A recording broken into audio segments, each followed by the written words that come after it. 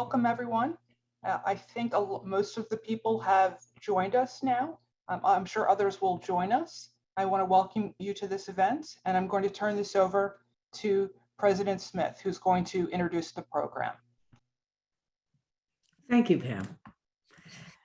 Good evening, friends. I am delighted to welcome you to this evening's program entitled Reimagining Public Education Post-Pandemic, a focus on equity and racial justice.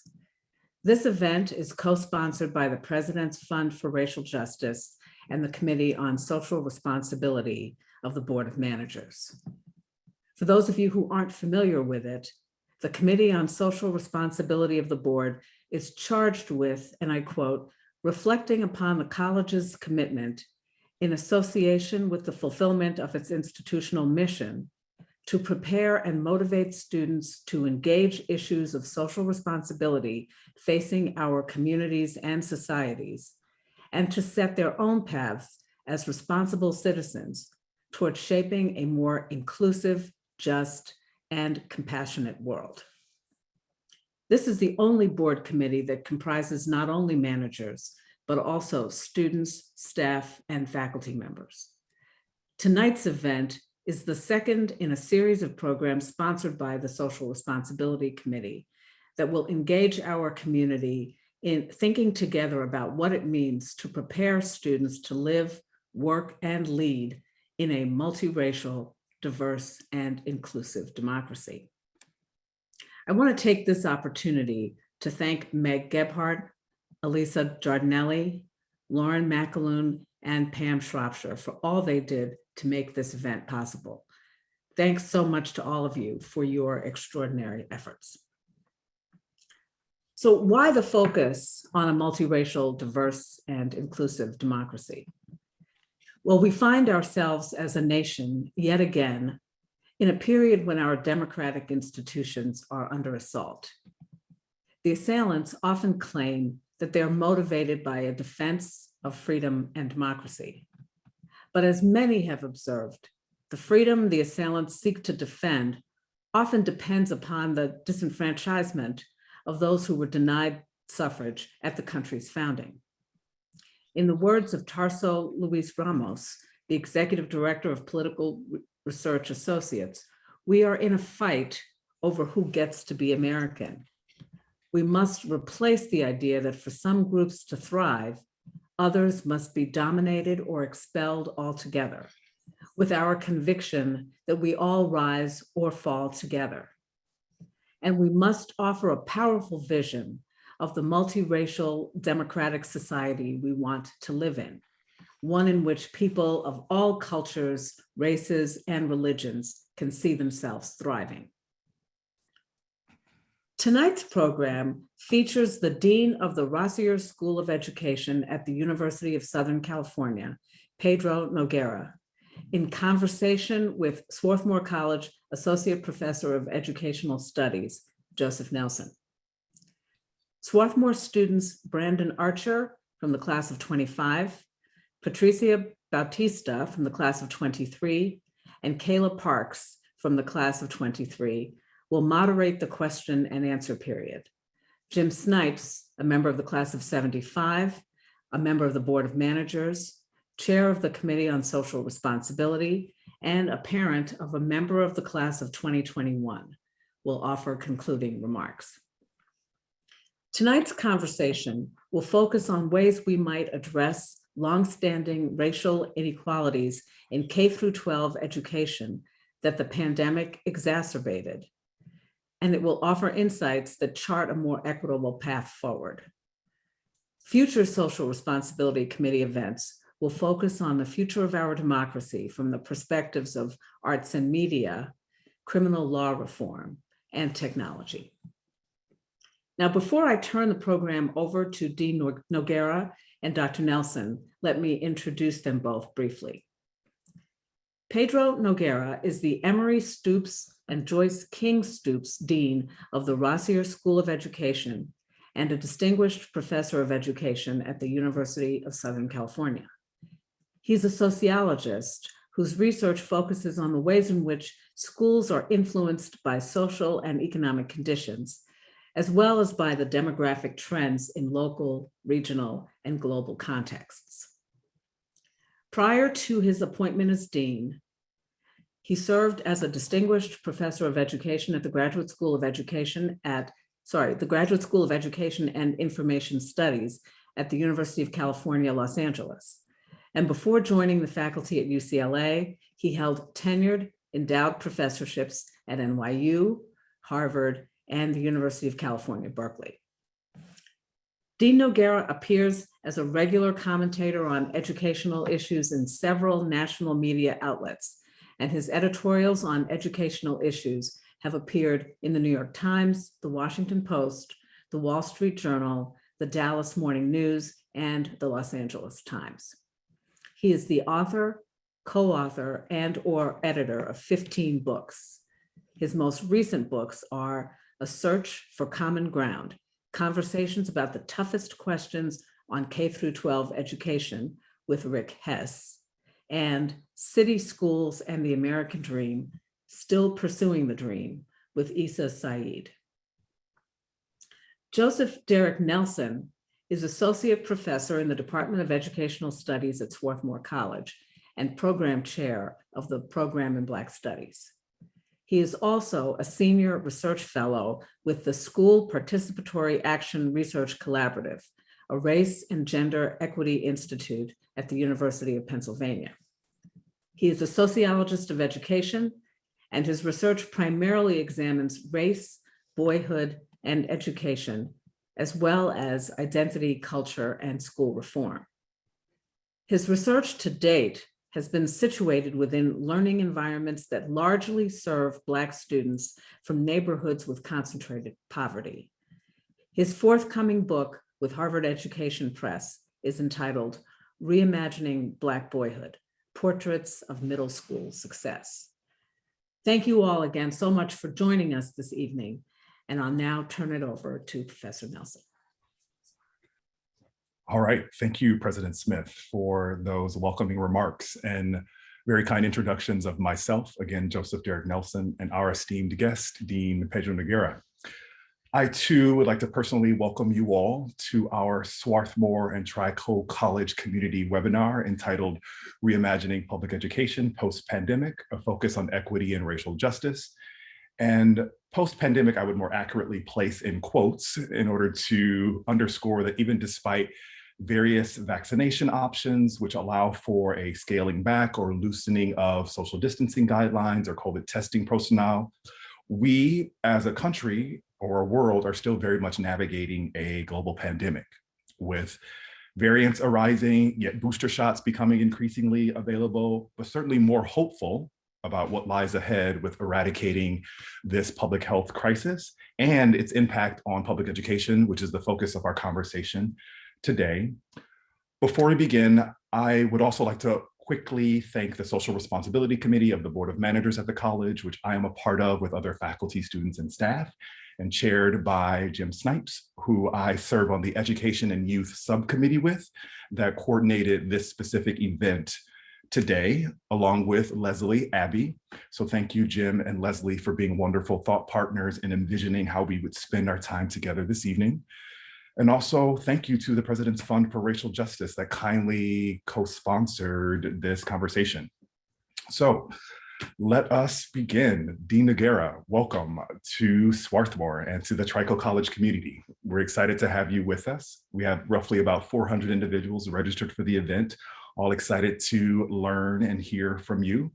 And I'm personally excited to be reconnected with you and in conversation about this important topic that every parent and educator and concerned citizen has been on the forefront of their mind as a country and our educational system reopening for in-person learning.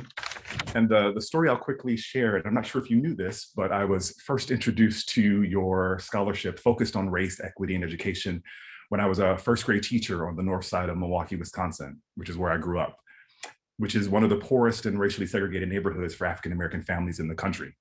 And it was at a district elementary school in a neighborhood with concentrated poverty and across the street from a public housing complex where many of the children that attended the school lived with their families and where I too was born and raised.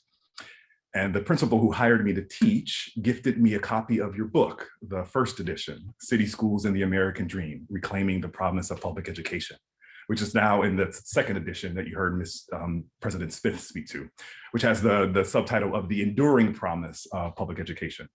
So she handed me this book and she said something along the lines of, if you're going to teach at this school, in this community that you know very well, I still need you to understand that this is who we are.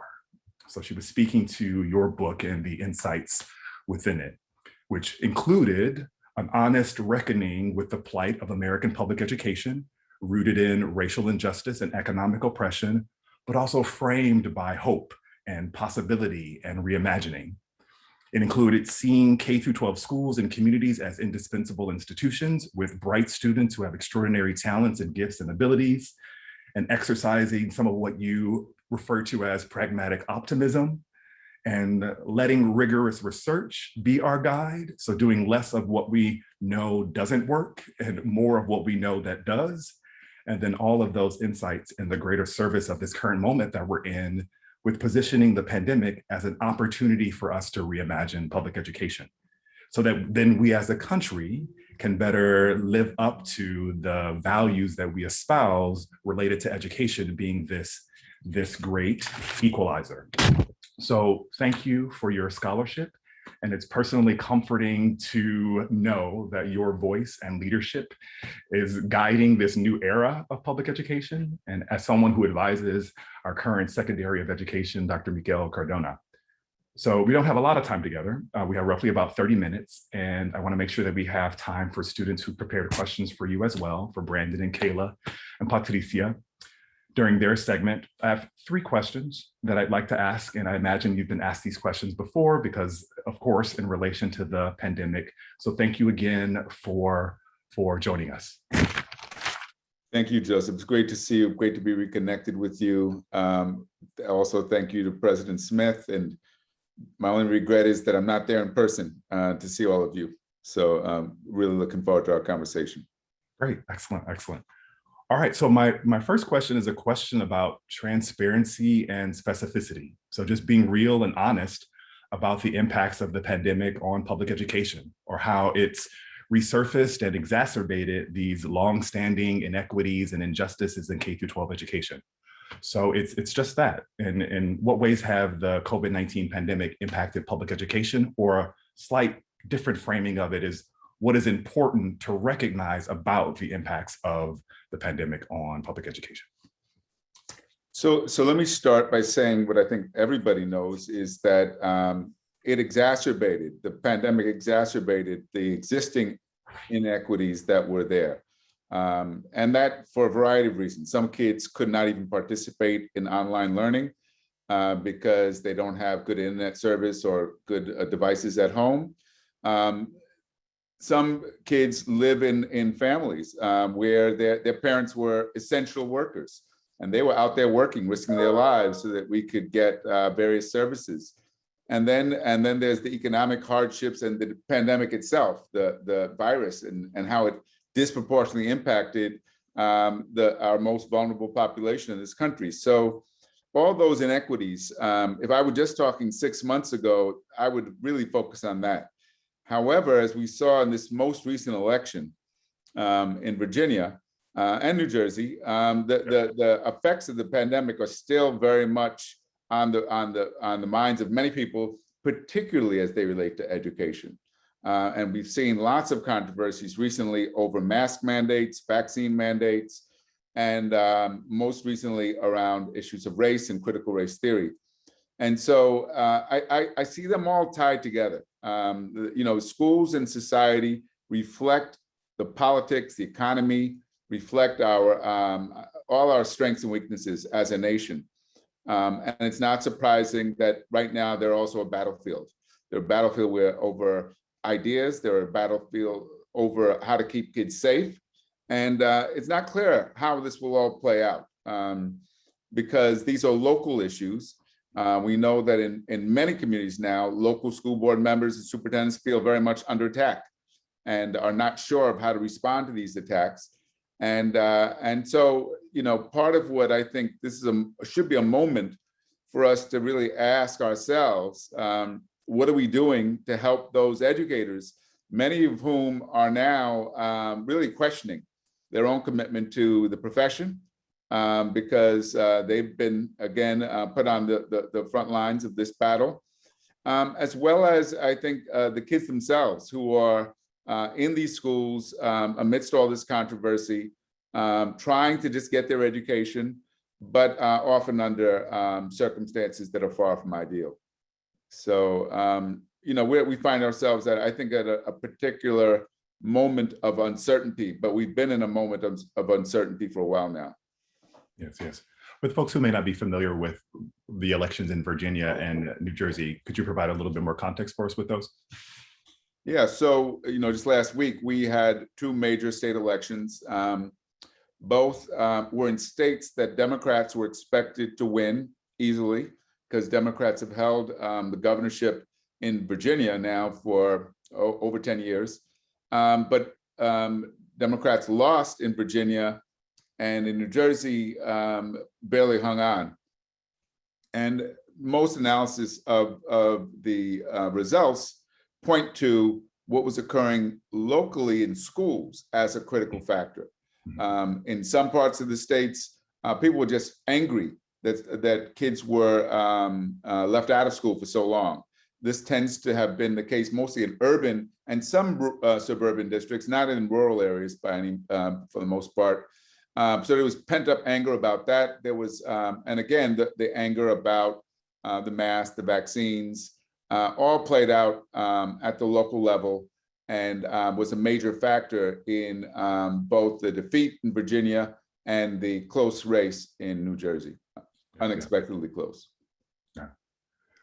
And then you mentioned also, the pandemic having an impact on children and their families, but then also educators as well. Could you speak more to how you see educators being impacted in this moment too? Yeah, there are many educators who, are concerned for their own health and worried because the protections that are in place often are not adequate. And while kids are less vulnerable, at least so far, to the COVID virus, many adults are vulnerable. And so as many teachers are now saying, is it worth it to continue? And we're across the country, we're seeing a rise in the number of teachers who've retired, and a shortage of teachers. And it's important to point out, there's not necessarily a shortage of teachers out there. There's a shortage of people willing to take that job. There are lots of people with credentials out there who could teach, but have chosen not to because they don't think it's worth it at this point. And that's a huge problem for this country. Yes, yes. So what would you say has been the dominant public rhetoric out there around what we need to return to in public education, or what needs to happen now that we're in this moment with public education? So, what's concerned me is you hear two things. One, people just want to get back to the way it was, and are concerned about what's been framed as learning loss, right? Because we know there are many kids who were not in school, who fell behind academically, and the question is, how do you catch them up again in their various subjects? I think both are problematic. The first, this idea of returning back to the way it was is problematic because the way it wasn't working for lots of people. The status quo, which we've been reforming. If you think about it, this country's been involved in various efforts we call school reform for over 30 years now. And particularly in communities where poverty rates are high, there's not been much change at all. We still struggle as a nation with meeting the academic needs of large numbers of kids. And part of that is because we continue to ignore the fact that you can't separate a child's academic needs from their social, their economic, and their psychological needs. And the kids with the greatest needs tend to do least well, and that's still the case. So rather than simply returning to normal, schools that were not succeeding in meeting the needs of kids, schools that didn't leave too many kids inspired and challenged, wanting more knowledge and information, schools that often left kids alienated, we should be thinking about how to make schools better, more responsive, more stimulating, and more engaging places than they were. And so I fear that we may lose the opportunity the pandemic created. It disrupted things, and sometimes disruption is good. Some of us individually on our own use the disruption of the pandemic to change our lifestyle, to spend more time with families, to travel less. I certainly made that choice, and to do other things that are hopefully good for us. We need to think similarly about our institutions like schools, and I would say colleges and universities. What could we do differently to make these institutions better than they were? And I think if we don't do that, we run the risk of just recreating the very same disparities that we've been trying to address for years and years. On the other question of learning loss, what troubles me there is that if we only think in terms of catching kids up, that schools will then double down on efforts to assess kids, to test them, to see where they are, and then to drill them. And I think that's exactly the wrong approach. What we've seen is a rise in the number of children across the country who are experiencing significant mental health challenges, including depression, anxiety, and even suicide across groups. And I think this, the prolonged isolation has had effect on kids, adults as well, but kids especially. And so what we need to think about is how do we make schools welcoming places so kids want to be there, really think carefully about how we're going to respond to those social and emotional needs that kids have. And so rather than focusing on what they lost, focusing on how to re-engage them and rebuild relationships. Not to say that we don't want to address the academic needs, we do, but I think we want to do it through more enrichment rather than in a more remedial manner. There are a lot of ways to reinforce literacy skills and math skills other than drilling kids. And there are many schools that have realized, you can bring chess in, you can bring robotics, you can bring a variety of things, poetry in, as a way to get kids engaged, to get them learning again, and get them to feel good about their return to school. And so, again, I hope there will be a lot more creative in how we approach this than I've seen so far. Yes. And you've started to address the second question that I have, just around how can public education post-pandemic be reimagined with equity and racial justice in mind, just underscoring some of the things maybe that you mentioned already too. Well, this takes us right into that debate over critical race theory, which is now kind of all over the news, all over the country. The irony is that I don't know of any schools in the country that teach critical race theory. Most Americans, including those who are protesting it, don't know what critical race theory is. What this is really a debate about is how we talk and teach about issues related to race and racism in American society. And there clearly is an effort afoot among some to kind of silence the past, to not teach an accurate rendering of America's history as it relates to race and racism. And this is hugely problematic and not surprising, again, given the rise that we've seen in right-wing violence across the country and right-wing rhetoric. But, we just commemorated the 100th anniversary of the Tulsa race massacre. And, when I was a kid in school, we didn't learn about the Tulsa race massacre. I didn't learn really about what happened until I visited Tulsa several years ago and went to Greenwood, the neighborhood that was burned to the ground, and learned about what happened to what was once a thriving Black community. I think all American kids, all kids in this country, have a right to learn about Tulsa and the whole history, the good, the bad, and the ugly. And the only countries that actively try to limit access to information, to ban books, are authoritarian countries. And so we should see this for what this is. This is an anti-democratic attempt at silencing the rights of all kids to an education that prepares them for life in the 21st century. Yes, yes. And, again, we're catching a diverse audience, but just kind of anchoring us in how critical race theory is currently conframed or conceptualized. So again, critical race theory emerged in law schools. Scholars like Derek Bell at NYU and several others who were concerned with the limitations of civil rights laws and were writing about why racism persisted, despite the fact that we theoretically live in a society where civil rights legislation and various statutes should have eliminated it.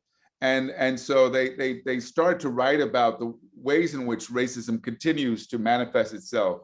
And a number of scholars in education started doing the same thing, because as we know, despite the fact that we had a unanimous Supreme Court decision in 1954 saying schools should be integrated, schools today continue to be segregated on the basis of race and class in many parts of the country, something you all know very well in Pennsylvania. And so the real question is, how do we explain that, and what do we do about it? And some scholars, again, in universities have embraced critical race theory as a framework for explaining and understanding what's going on. I don't think this is really what's being debated in the school systems right now at local board meetings. I think it is much more, for example, in Virginia, Loudoun County, they were calling for banning books by Toni Morrison that they said were objectionable because of the way they talked about race and other topics. Again, this is not the way an educated democracy should handle books that some might regard as controversial. Personally, I've opposed efforts to ban things like Huckleberry Finn or To Kill a Mockingbird. I think it's anti-democratic to ban books. You want kids to be able to critique books. You want them to be exposed to knowledge, and this is why education is so important. So really, what worries me is that in many parts of the country, superintendents and school board members are being called on to defend what they're doing, and many of them don't know how.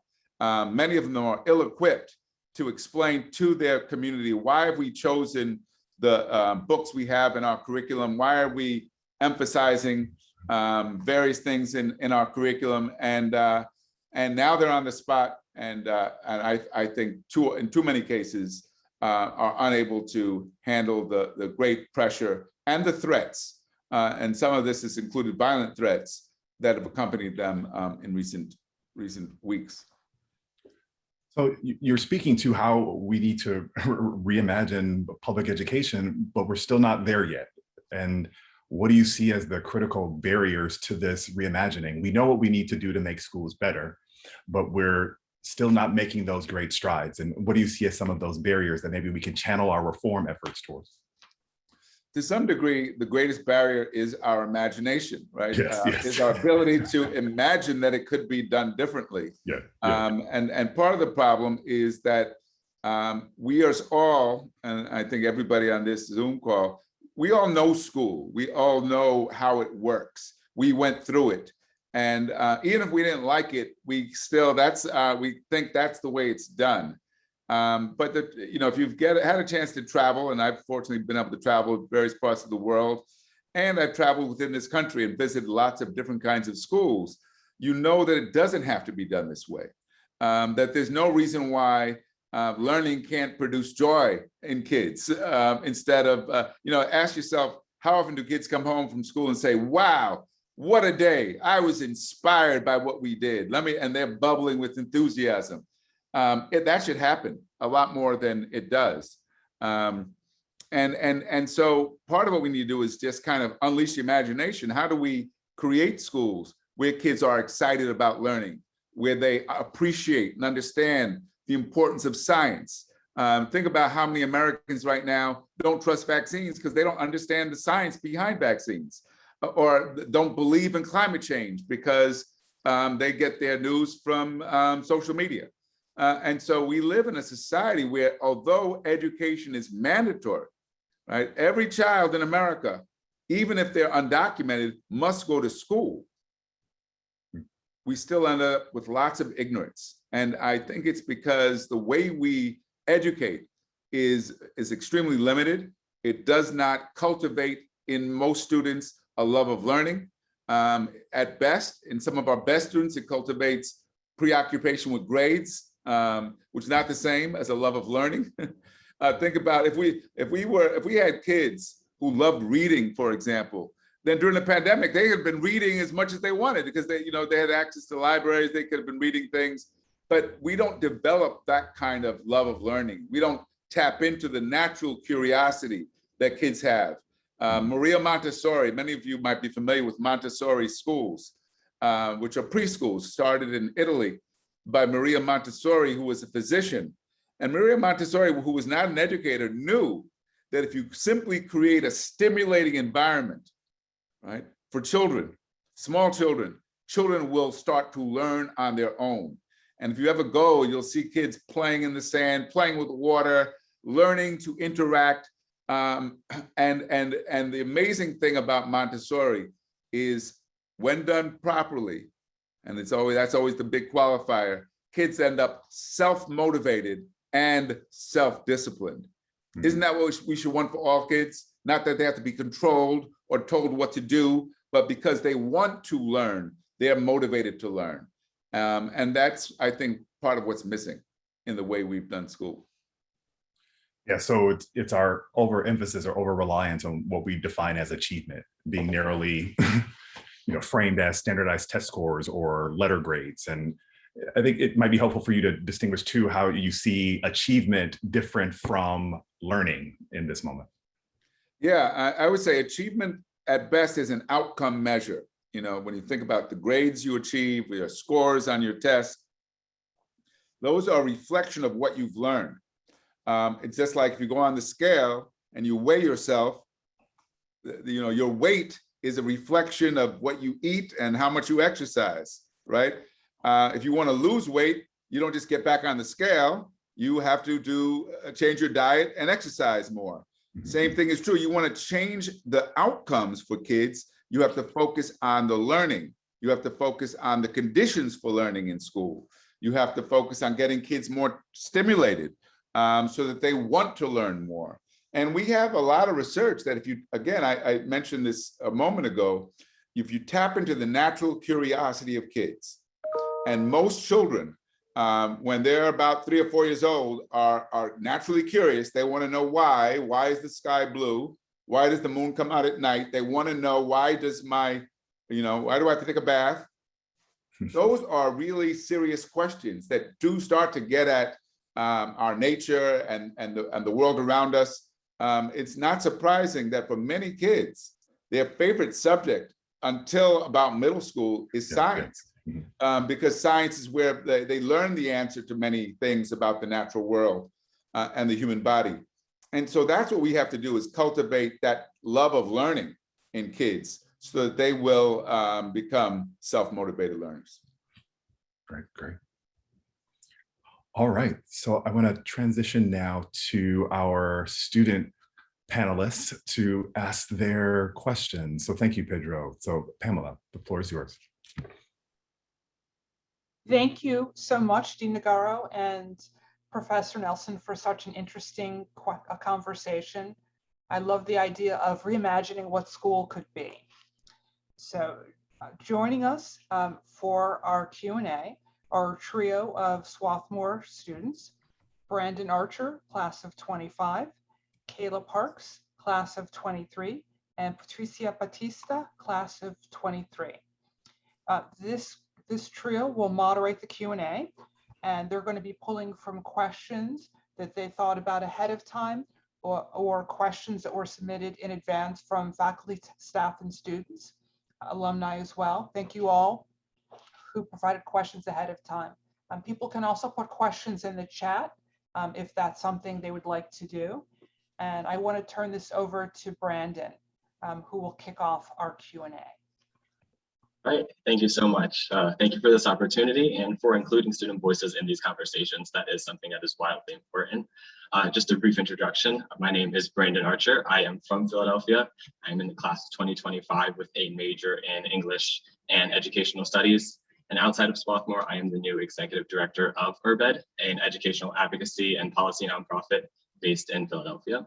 So for my first question, and we want to do more than survive, Bettina Love describes the ramifications of marginalized students losing parts of themselves as they weather the storm of anti-Black education, forcing the need for this politics of refusal in schools. With many students adopting the role of both activist and student for their survival, how do you suggest we rebuild trust between students and schools in spite of this lasting racial harm? Thanks for the question. I would say this is the reason why it's such a mistake to just focus in on this learning loss and not work on building strong relationships with kids rooted in trust. And I would say not just between the teacher and the student, but among the students themselves. Yes. Because learning is not just adult to student, but there's a lot of learning that occurs through social interaction, learning how to collaborate, learning how to work with other people, how to deal with conflicts when they arise is all part of education and a critical life skill. These are the kinds of things that we need to focus upon. And you do that by building a sense of community in school. You do that by giving kids a chance to learn together. And you do that by giving kids the opportunity to use knowledge to address issues of great importance to them, to their communities, their families, and the world. When we start to see the connection between what we're learning in school and the things that matter to us, that we really care about, especially as we get older, then it continues to be meaningful and important. And when we know that we're doing this with others, it really adds an important dimension because it makes us feel less alone and less alienated. And that's something, right now we should be very concerned about. I mentioned this a moment ago. We've seen a rise in the number of suicides in this country just in the last few years. And suicide is always a reflection of alienation, of people being cut off from each other. And with it goes rising rates of depression, anxiety, et cetera. You can counter that by building strong sense of community. You can counter that by getting kids engaged in their communities. And these are the kinds of things that really end up making the most difference. So I'm glad that you're involved and you're from Philly and you're working in schools in Philadelphia. And I hope you'll bring your energy, your creativity into those schools because we need it. And I think young people often are inspired by the example of someone like yourself to know that they can use education to improve their lives. Absolutely, I appreciate that. I really just want to emphasize that kind of importance of this holistic approach to it all, making sure you look at the community influence, the knowledge being taught. That is really beautiful.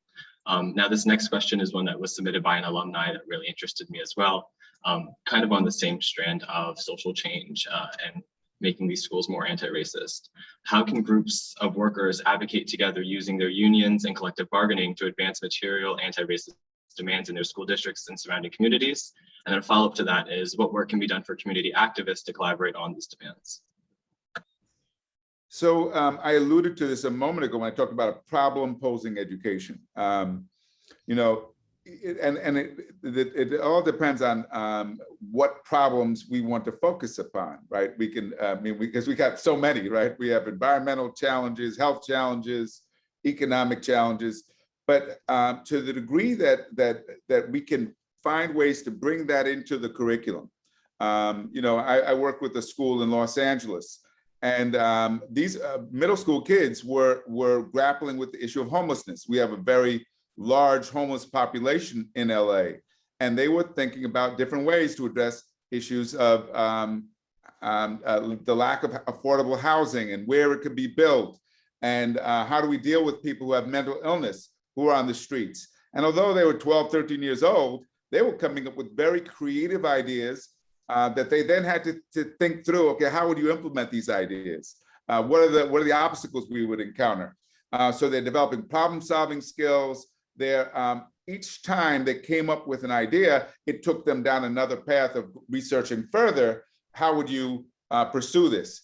And so just through this activity around something very real and compelling, what you saw is not only were they deeply engaged, but they were themselves posing other questions that led to them acquiring additional knowledge and information in order to find answers. And that's just one example. Everything doesn't, there's so many ways which we can go about this. All right, those are my two questions. Thank you so much. I appreciate that. And I'm going to pass the Q&A portion over to Kayla now. Thanks, Brandon. About that. Hello, I'm Kayla. I'm class of 2023. I'm from Gaithersburg, Maryland, and I'm majoring in educational studies with a minor in film and media studies. And after I graduate, I'm planning to be an elementary school teacher. So I chose a question from the audience that I thought would relate to that. So the question is, what is your best advice for K-12 educators in this moment regarding post-pandemic education and racial inequity? What should they focus on or prioritize given the needs of their students, their own physical and mental health, and the countless demands of the profession, combined with the lessening of support for educators from the public? Good question. And, I guess the first thing that comes to mind for me is the importance for particularly children of color, for Black children, for Native American, Latinx children. They can't just learn about the hardships, the suffering. That's part of the history for sure. They also need to learn about the triumphs, the contributions, the ways in which we've demonstrated great resilience despite all those obstacles. And the reason why that's important is because they're both part of the same story. Understanding the great accomplishments of the artists and writers of the Harlem Renaissance is so important, even though the Harlem, that period in America's history was a period of tremendous racial atrocities and lynchings still rampant across the country. But the lynchings don't tell the whole story, right? There's more to that story. The story of Ida B. Wells, the journalist who wrote about those lynchings. They need to learn about that. They need to learn that even in the face of adversity, we have had individuals who have been able to rise above that. And it's not just Black and Native American and Latinx children that need to learn it. White children need to learn it too, because it gives them a more complete sense of this country. And it allows them to see their neighbors, see the kids they're going to school with in a different light.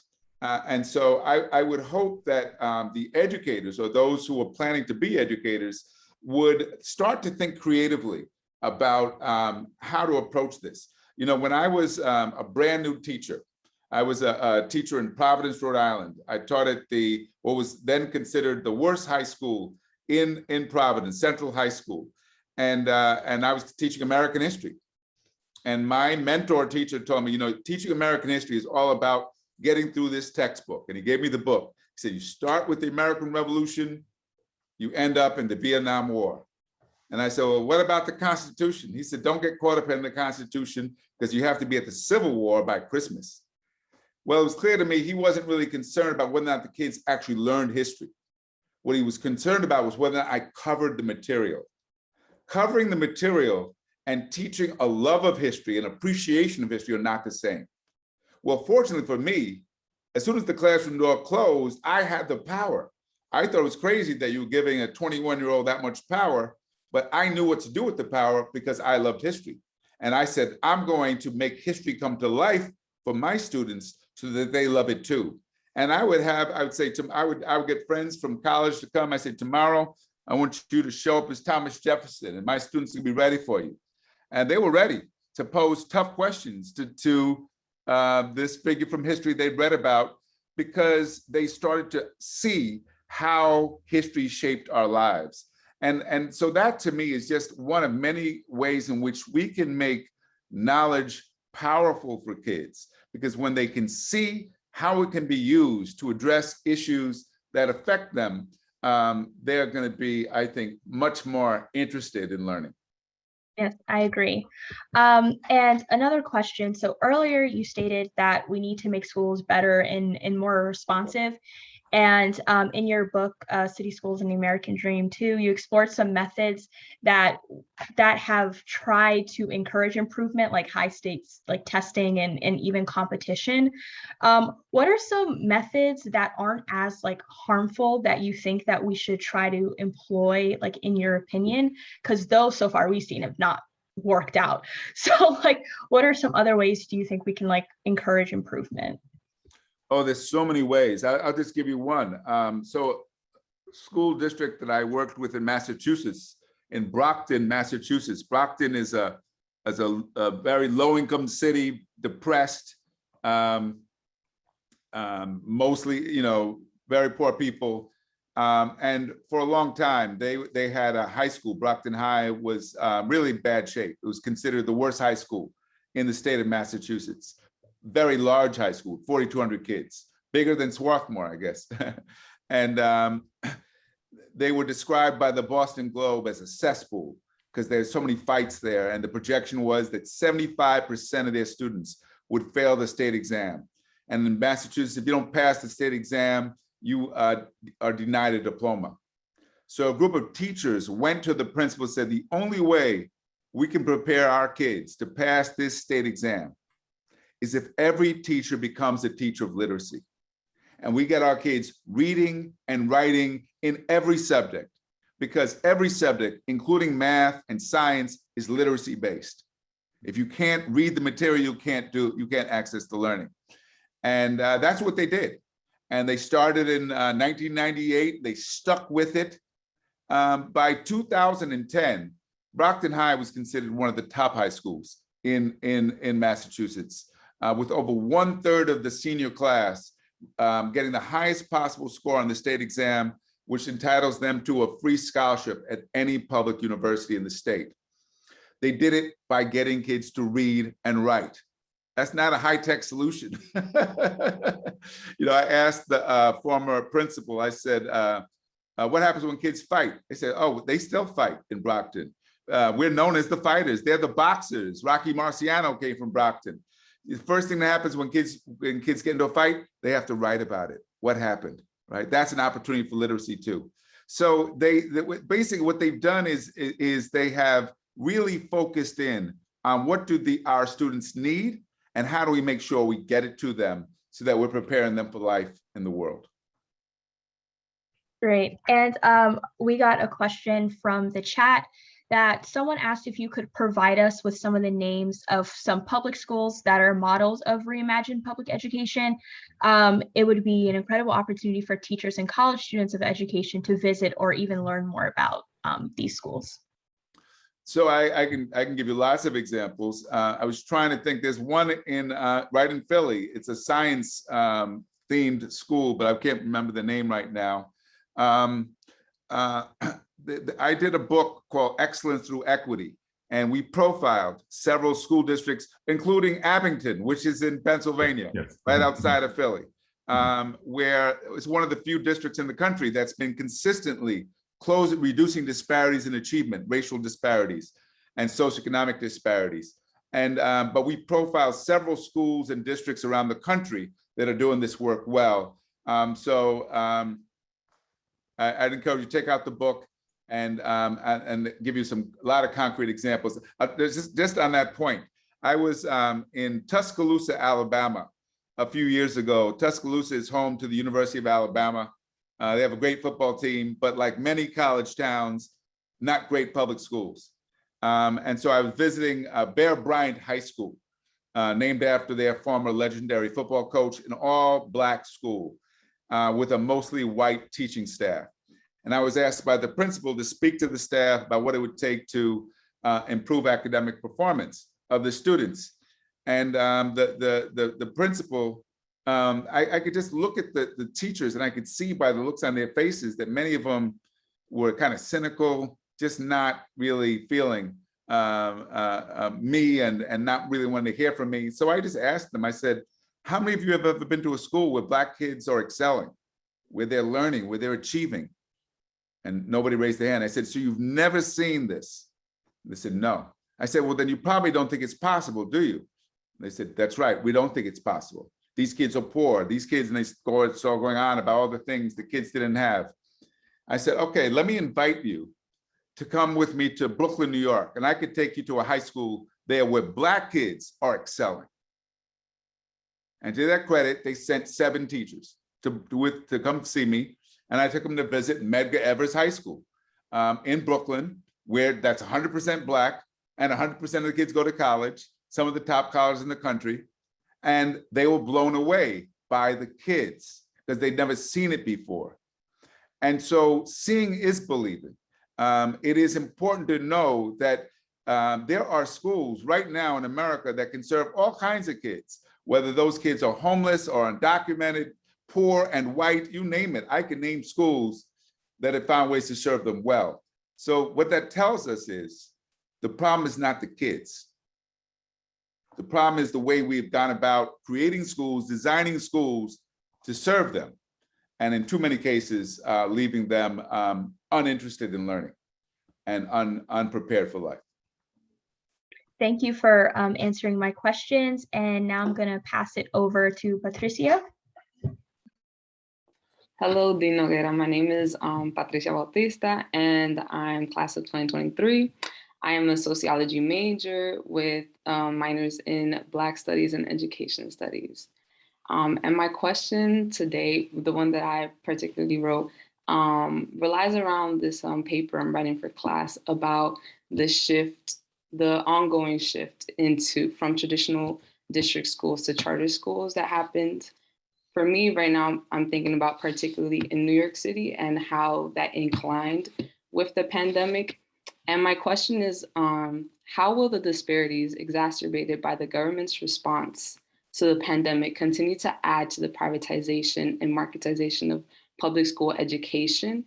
And how will what kind of impacts will we see roll out in the next 3 to 5 to 10 years because of these impacts? Thanks for the question, Patricia. And I'm a New Yorker too.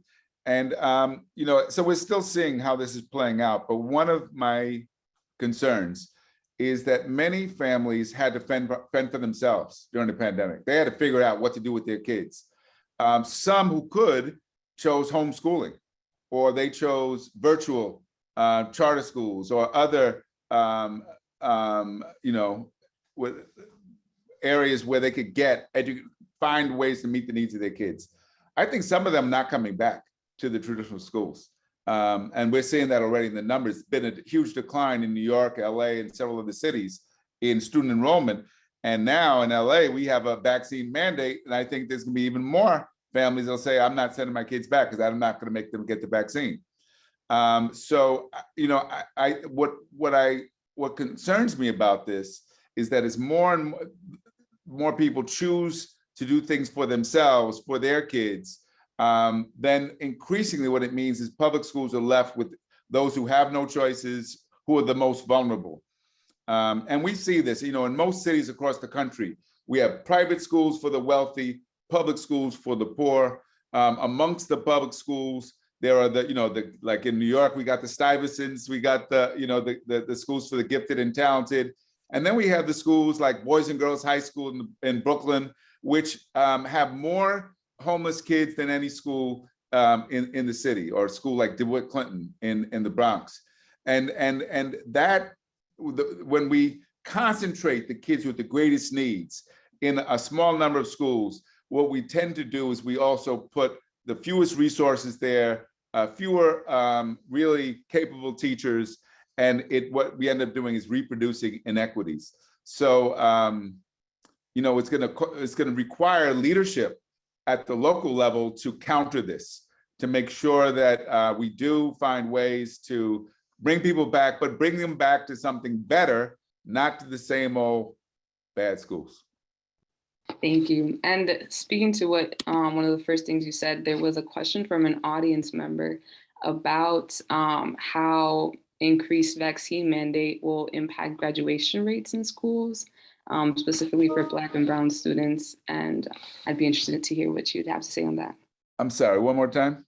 Audience member asked about how vaccine mandates within schools will impact graduation rates. You know, again, it depends a lot. You know, so even in LA, what we're seeing is on the east side of town, which is predominantly Latino, predominantly Mexican, people have been taking the vaccine, and the rates have gone up, including amongst kids. On the south side of town, which is more Black and Central American, much lower vaccine rates, much lower enrollment. So I'm not sure why that is, if it's fear, I'm not sure if it's access to the vaccine, you know, it could be any number of things. But, you know, the mandate, and I was just talking to some principals about this recently, could backfiring, because you say you have to take it, they might say, well, we're not coming. And then what do we have, right? So it could backfire. Thank you. And I have another question from an audience member. It's a little bit of a long one, but I'm gonna read it out. It goes, I have recently been advocating with the Virginia government's Commission on Racial Inequity in Virginia law regarding the long neglect of rural communities, infrastructure, workforce, employment, health resources, education resources, etc. The data tells a complex story of racial injustice, including the high school graduation rates are highest for metro area white identified students, that rural area white identified students graduate high school at about the same as metro area Black identified students, and with a high school graduation rate for rural area Black identified students far below them all. So achieving racial justice, equitable opportunities, resources, and achievement for Black rural students is not the same thing as for metro Black students. A, the gap is very much greater between white metro rates and Black rural rates. B, very much more attention, very many more resources, and likely very different interventions may be needed to close this gap. C, closing the gap in rural schools will require much attention and more resources, also to raise attainment of white rural students who are also far behind white metro students, particularly since rural school systems have different social structure foundations, including the rates of child poverty are greater in rural areas than in metro areas, and that community assets, many and diverse nonprofits, grant-making foundations, ed and cultural agencies and opportunities, etc., are much fewer than those in metro areas. Please, therefore, discuss equity for rural area education separately from equity for metro area education. Good question, long question, but an important question, because the person who posed it is right. You can't generalize. The strategies that work in urban areas won't work in rural or suburban areas. You have to, you know, the strategies have to be contextualized, right? So they can respond to the particular needs of a community. So let me give some examples. I've done a lot of work in New Mexico on Native American reservations, all of which are in rural areas, and where they've had historically a shortage of teachers. In many parts of the country, we've attempted to deal with this by bringing Teach for America teachers in. And the problem with that is they never stay. They only will stay a year or two, and then you have to get a whole nother batch in. And what we started recently in New Mexico is to develop teacher academies at the middle and high schools. That is, we're going to start to produce the teachers from the kids themselves, because they're from that community, right? And their tie, their sense of obligation is to that community. It's too early to say whether it will work, but I think it's got a lot more potential than what we have been doing. I think similarly, in many rural areas in the country, you know, the young people are desperate to leave because of lack of opportunity and boredom. I was in Vermont a few years ago, and the big problem they face in Vermont, you wouldn't know it, is over 60% of the young people, once they graduate from high school, leave the state and never come back again. So you have an aging population with very few people who can take care of them. And they have to figure out, okay, how do we convince people to stay and make a life here? Well, what would make people stay? Jobs, housing, things that they need. So you have to have strategies that are tailored to meet the needs of particular communities. In many rural areas, the school is the hub of the community. And that's another reason why you might have to locate services within the school, health services, after-school services. A lot of times, Friday night football is the biggest thing happening in town because it's the only thing happening in town. So use that as a way to bring the community together to respond to the other needs that often result in people losing interest in education and ultimately leaving. But the solutions that we attempt we have to engage the people who live there, and we have to really understand the realities of those who live there, and not necessarily assume you can bring things that work someplace else and just import them and impose them. Thank you for this. One last question from an audience member as well. What are your thoughts about the rise in popularity of single-sex schools in urban communities? How does this type of educational initiative facilitate or complicate racial liberation? Good question. And Joseph would be a good one to answer that because he was involved in doing research and writing a book about a single gender school in New York. There's no evidence that that's optimal for anyone, right? Except, let me clarify, there is some evidence that girls benefit. That is that girls in single-sex schools are more likely to pursue math and science, more likely to become leaders than girls in co-ed environments. So it's not clear that it benefits boys, but there is some evidence that girls do benefit. What concerns me about this push to create all-male schools is that there's not a lot of clear thinking about what do boys need in order to be successful, because we haven't critiqued masculinity. And one of the things we've found in some of these all-male schools is they become hyper-masculine environments with a lot of toxic masculinity and bullying and things like that. I don't, any school that's good, I'm going to support a school that's good. And I do know some single-sex schools that are good for boys, but I don't think it's necessarily a solution for all schools by any means or for all kids. And what I can add in response to that question as well is that, single-sex schools for boys of color in particular, have been positioned as an intervention to address some of their adverse social and academic outcomes. But as we know, from the research, that what you need first and foremost is a good school. And these represent another educational opportunities that parents have to choose from to decide where their son might thrive, but then with eyes wide open about whether or not good educational practice is happening there. But I think one thing we did learn from this larger study around single-sex schools for boys of color is that they did do excellent work around fostering boys' identity development in ways that resisted race and gender stereotypes around Black boys and men of color within American society. It also helped them build strong community neighborhood partnerships. And that also included mentoring programs and mentoring opportunities for the students that were there. So these kind of social programming aspects of school life within single-sex schools have been shown to be another opportunity or context for boys to explore and experiment and reflect on their identities in ways that resist the imposition of how they're often viewed within society. But still, at the end of the day, you still need a good school that provides a quality education that we know through research that they need to provide first and foremost. Those are all the questions I had.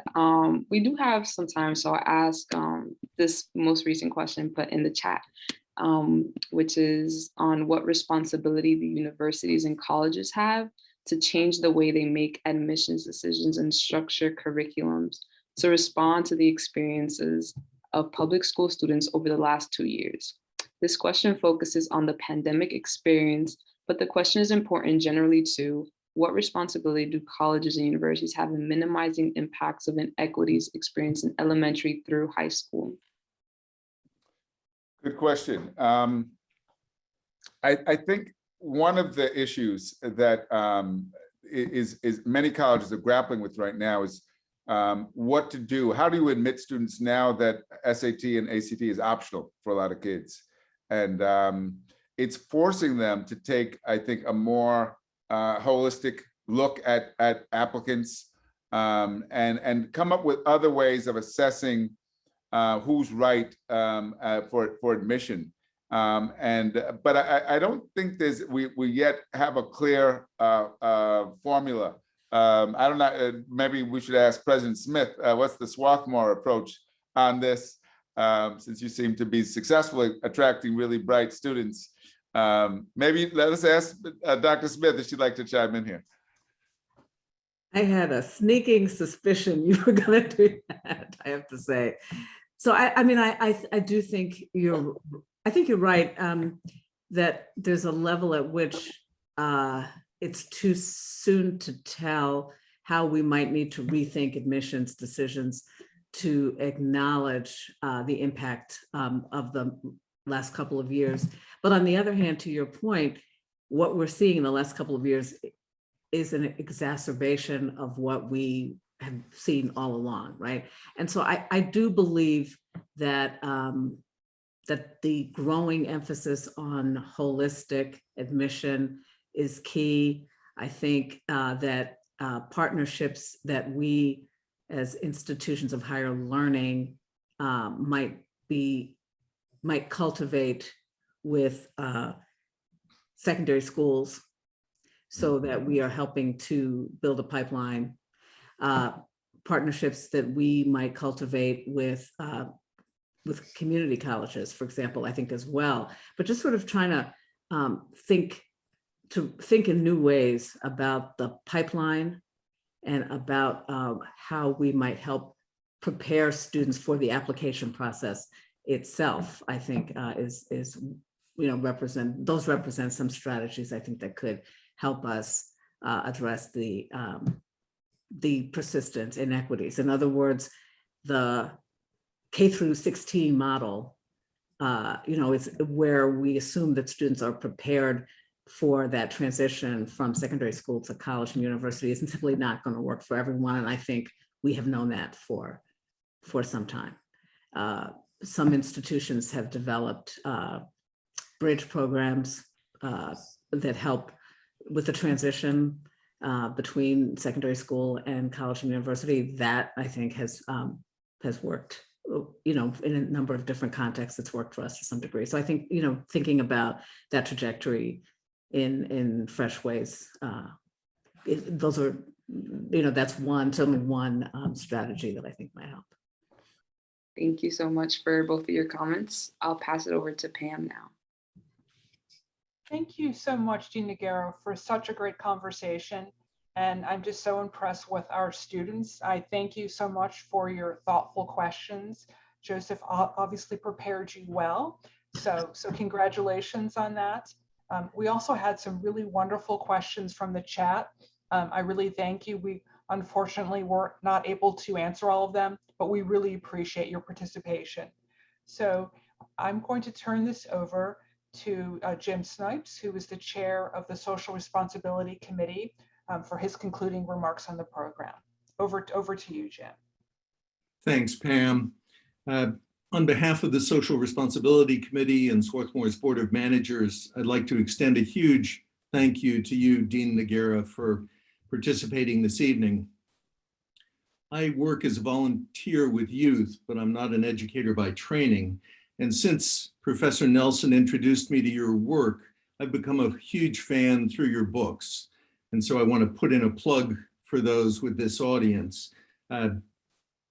As you can all imagine from Dean Noguera's remarks this evening, his writing is lucid, accessible, grounded in research, enlivened, enriched by personal anecdotes and experience. I think you explore both the importance of systemic defects as well as individual agencies, and strike a nice balance there, providing practical advice for educational reform. All of that came through in your remarks this evening, and we are very grateful. I'd also like to thank President Smith for her leadership on the committee, Professor Nelson for conceiving this program and for his insightful comments and questions this evening, and to Brandon, Kayla, and Patricia for leading our Q&A. And a special shout out to Pam Shropshire, Megan Gebhardt, and Alyssa Giordinelli for all the legwork to make this happen. As Val noted, this program is the second in a series that the Social Responsibility Committee is sponsoring on the topic of citizenship in a multiracial democracy. Dean Noguera and our inaugural speaker, Eric Holder, have set a high bar for future programs. We're pleased that this series is also providing a platform to elevate voices of Swarthmore faculty and students. Upcoming events in the series will focus on arts and the media, criminal justice reform, and technology. I hope you'll be with us for those programs in the future. And meanwhile, thank you very much for joining us this evening. Have a good night. Bye, everybody. Thank you for having me. It's been a pleasure. Thank you. Thank you, everyone. Good night.